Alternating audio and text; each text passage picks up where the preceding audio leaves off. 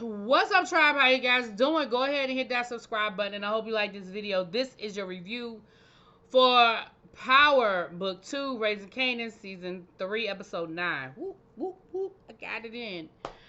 It's late, but it's here, y'all. So let's go ahead and get into it. So we start this episode off. We have Lulu is down bad, okay? Lulu is driving drunk, sideswiping cars. He done rolled up into the liquor store and robbed the damn liquor store for a $20 bottle of liquor. I mean, this was 1992, so it probably wasn't even $20 bottle of liquor. I don't know. But neither here nor there. Lou is pretty much at rock bottom.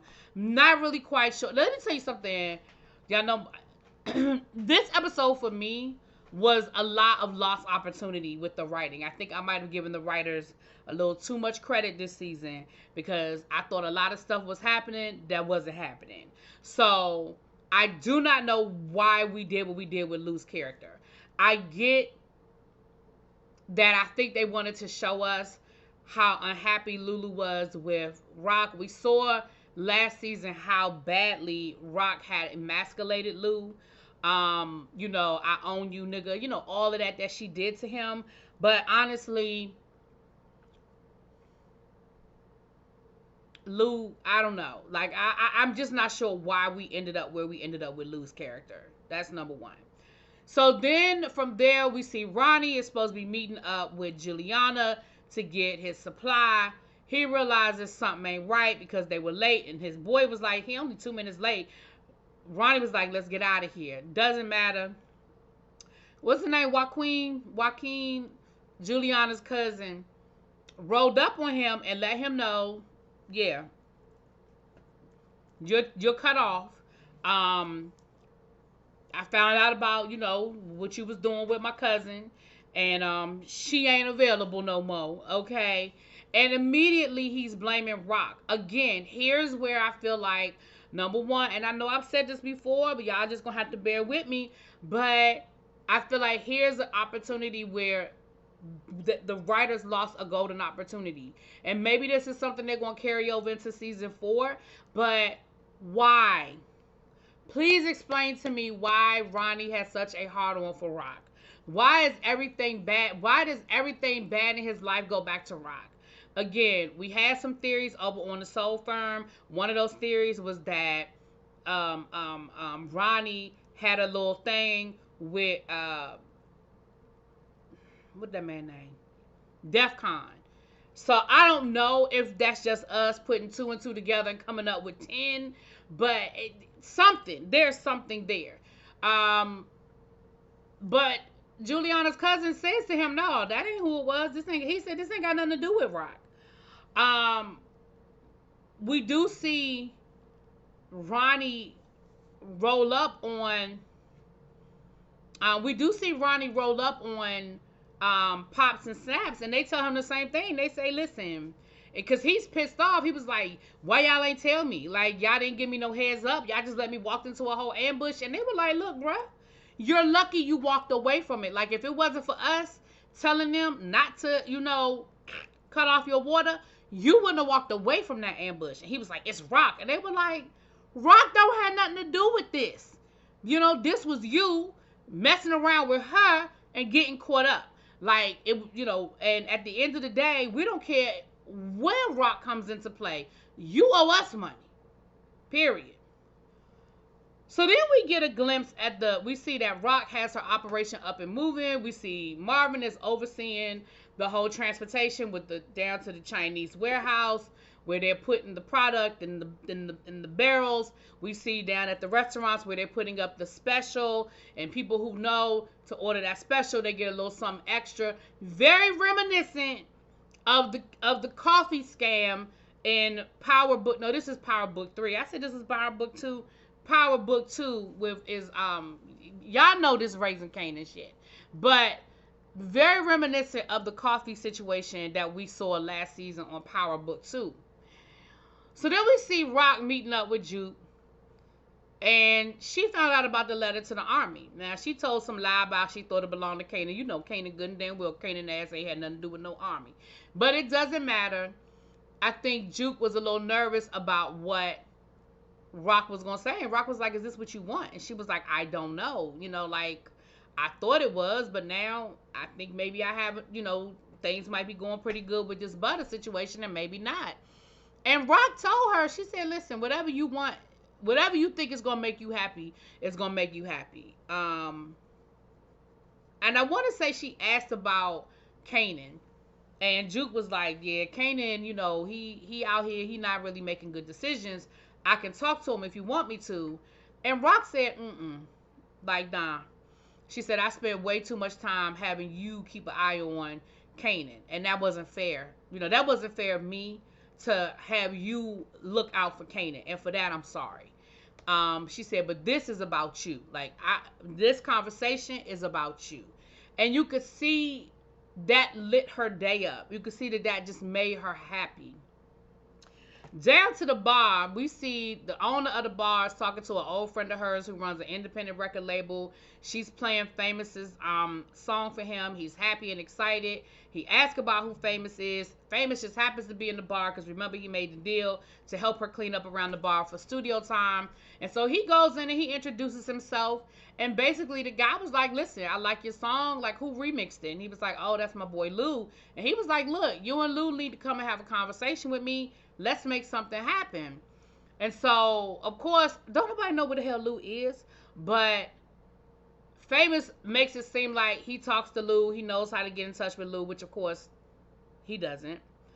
So he goes to look for Lou.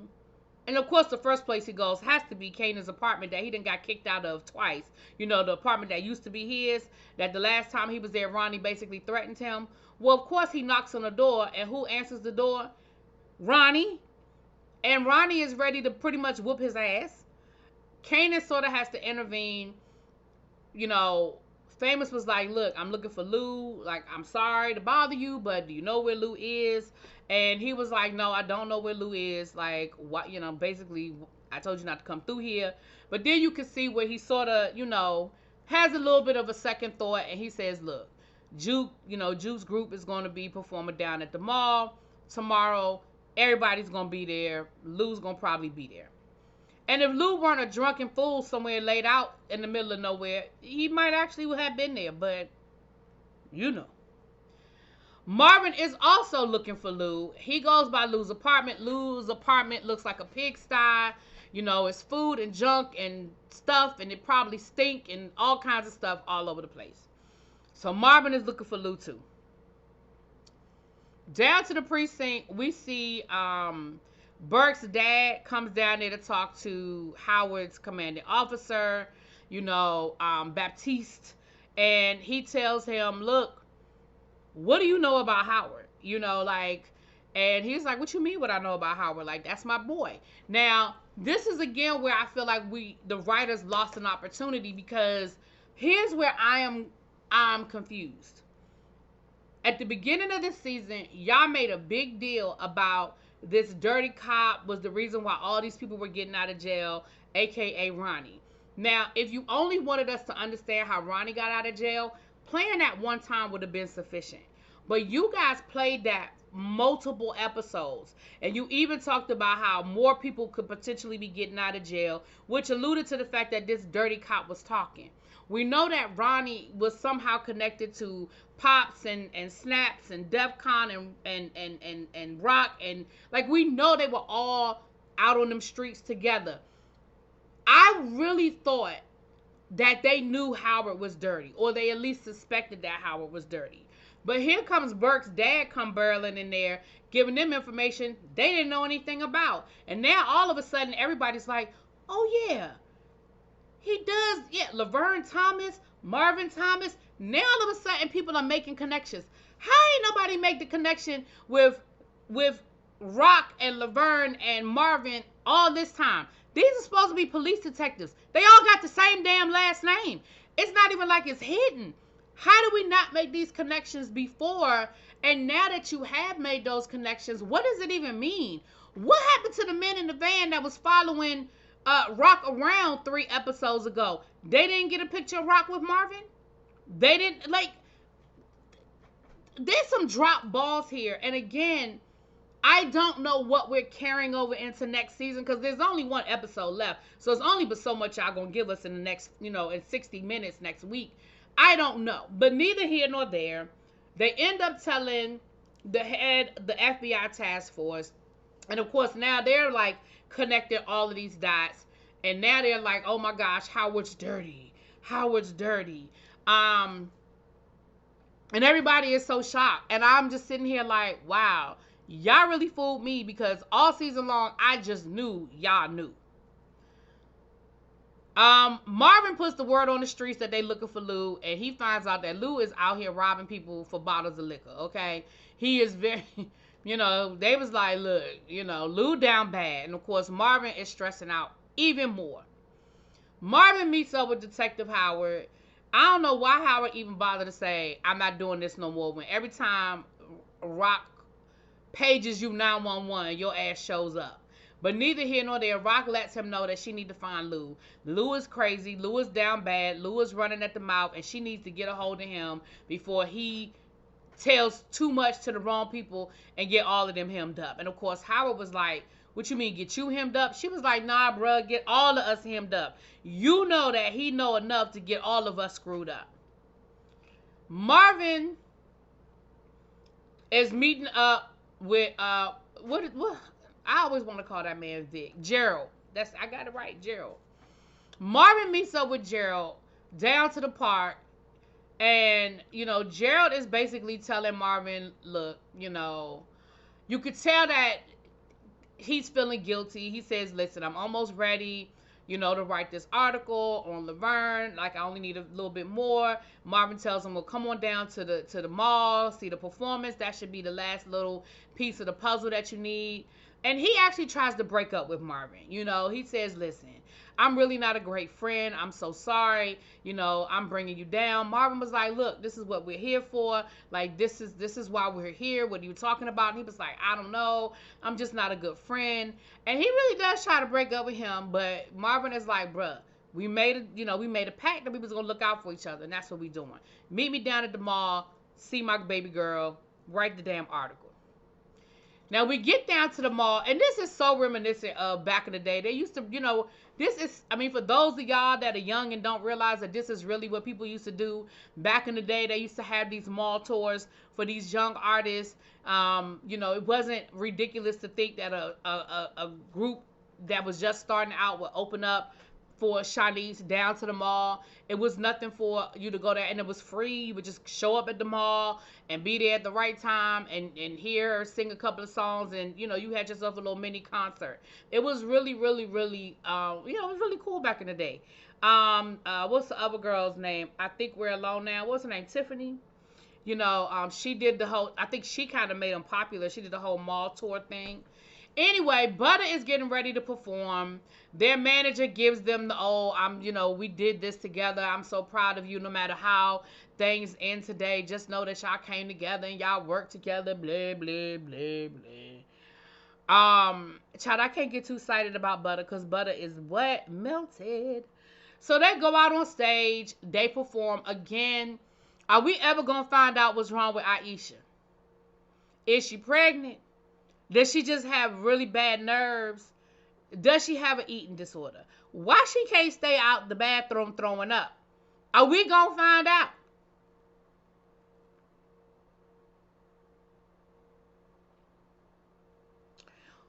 They perform and everybody there except for Lou. Famous is there on one side of the stage.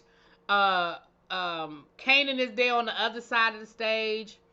Marvin and Rock are in the front row with flowers. And guess who else is there? The Popo. The FBI task force is there. And they come out, they perform, and they do a really good job. Okay? It's cute or whatever. When the performance is over, we see the ladies backstage excited because they think that the manager is talking to record execs, only to find out that they're really talking to the FBI police force, and they come and get they came to come and talk to Laverne and take her down to the precinct and question her about her daddy. Now, I feel like the ending of this performance was very badly edited because, number one, I would think it would have been really nice to see Rock and Marvin congratulate her, give her the flowers, whatever, whatever. Two, I think it would have been really interesting to see who Kanan spoke to first. Did you speak to Crystal first? Did you speak to Juke first? Remember, Kanan and Juke ain't even really talking right now.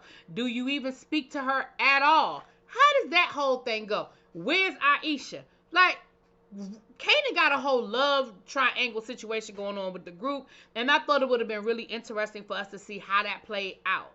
Three, where's Lou? Famous is looking for Lou. Lou ain't there. Again, I feel like there was a lot they could have showed us.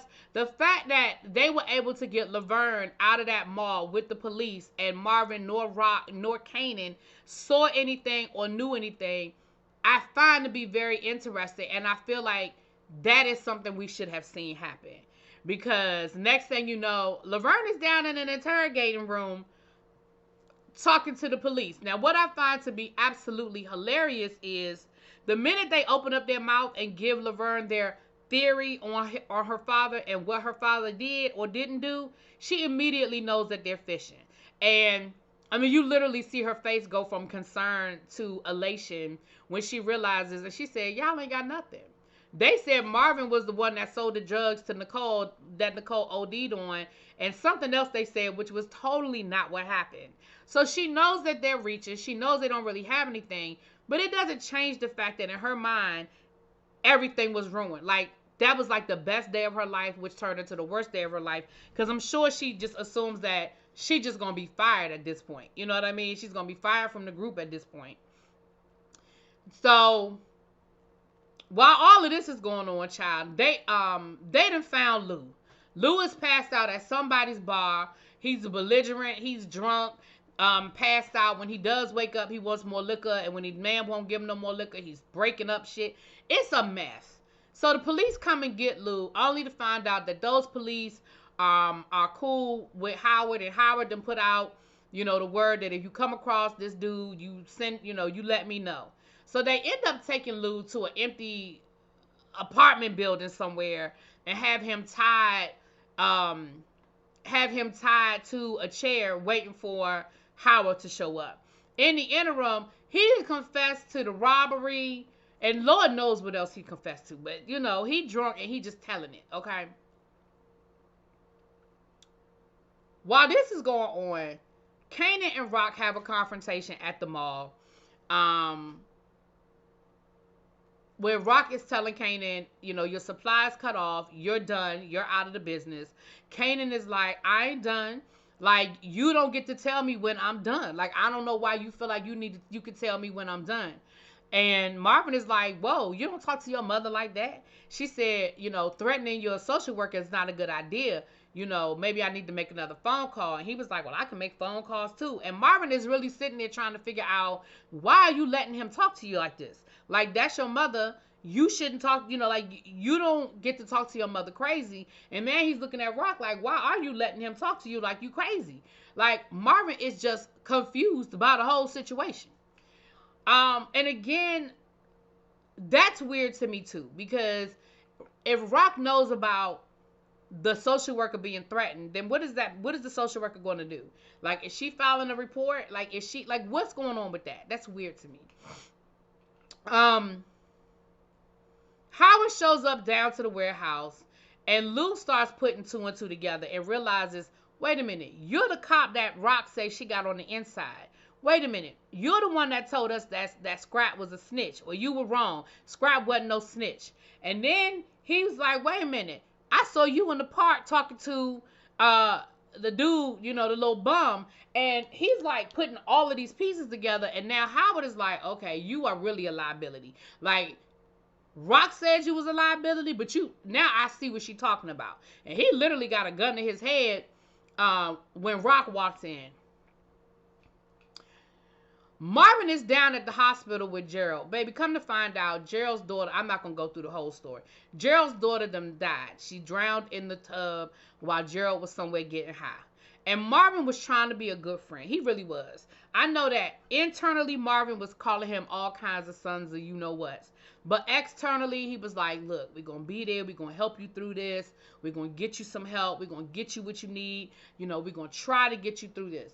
But at the end of the day, Gerald confesses to Marvin that he was working with the police. He said, I didn't tell him anything, and I'm sorry, but they hemmed me up. They threatened to take my kids. I had more than a recreational amount. It could have got me put in jail. And of course, now Marvin is like, are you freaking kidding me? Now the problem is, when he said I didn't know anything and I didn't tell him anything, Marvin doesn't really get more information on what that means. What does that mean? I don't know anything and I didn't tell him anything. You know what I'm saying? But of course, Marvin tells him, you kiss my ass and you're a killer and, whatever. We find out that Gerald actually, not only did they take his other daughter from him, but they also were coming to get him and arrest him for, at the very least, child endangerment, probably involuntary manslaughter. And when they got there, he had OD'd, okay? Now, whether he purposefully gave himself a hot shot or he just took too much because he was distraught, whatever, it don't matter. He did. Okay. Now, of course, Marvin don't know that on the front end, but, Marvin shows up at the house to talk to Rock and let Rock know that. She tells Rock was like, well, you can't do nothing to him. Like, the police are going to make a beeline to you. If he pop up dead now, if he come up pow, the police are going to make a beeline right at you. So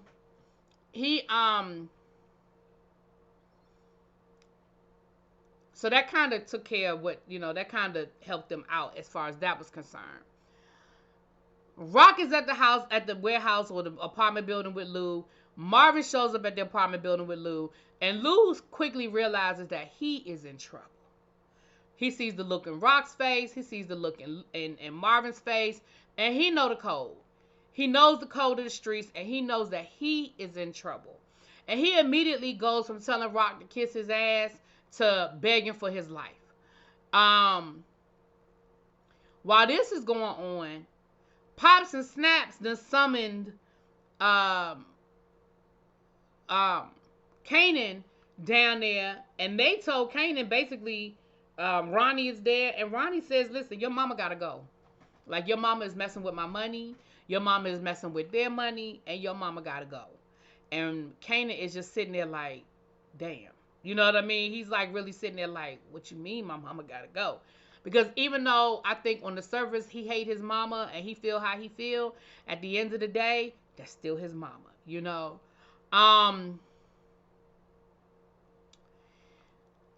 The episode ends with Rock and Marvin and Lou in a car going down a dark, windy road, and Lou thinking that basically Boyz II Men is singing End of the Road in his ear, and that is over. Me personally, and that's where it ends. We don't see them actually do anything to Lou.